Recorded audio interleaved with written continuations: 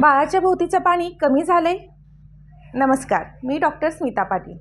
बऱ्याच वेळा सोनोग्राफी करताना बाळाच्या भोवतीचं पाणी कमी झालं आहे हे ऐकल्यावर सगळ्यांनाच काळजी लागते. पण काय यामागचं कारण असू शकतं? तर चला जाणून घेऊया यामागचं वैज्ञानिक कारण. बाळाच्या भोवतीचं जे पाणी असतं त्याला एम्नियोटिक फ्लुइड असे म्हणतात. हे पाणी बाळाचे फुफ्फुस, हाडं आणि त्वचेची काळजी घेतं आणि त्याचबरोबर बाळाचं संरक्षण करतं. प्रेग्नन्सीच्या पहिल्या 3 महिन्यात हे पाणी आईच्या रक्तापासून तयार होतं आणि 4थ्या महिन्यापासून मात्र हे पाणी बाळाच्याच लघवीपासून तयार होतं. बाळ हे पाणी पितं आणि त्याचीच लघवी करतं. अशा रीतीने बाळाच्या पाणी पिण्याने आणि लघवीकरणाने पाण्याची मात्रा ही नॉर्मल राहते.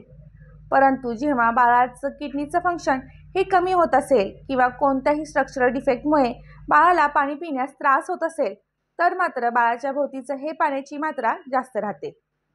त्याचबरोबर प्लासेंटाचं कार्य नीट होत नसेल, म्हणजेच बाळाला ऑक्सिजन आणि रक्ताचा पुरवठा पुरेसा होत नसेल तर मात्र बाळ लघवी कमी करतं आणि त्यामुळे बाळाच्या भोवतीचं पाणी कमी राहू शकतं. त्याचबरोबर बाळाच्या भोवतीची पाणतळी फुटून हळूहळू पाणी जातं.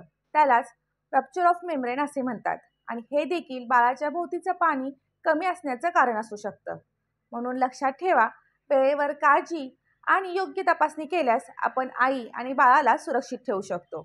ही माहिती उपयुक्त वाटली तर व्हिडिओला लाईक करा, शेअर करा आणि अशाच माहितीसाठी चॅनलला सबस्क्राईब करायला विसरू नका.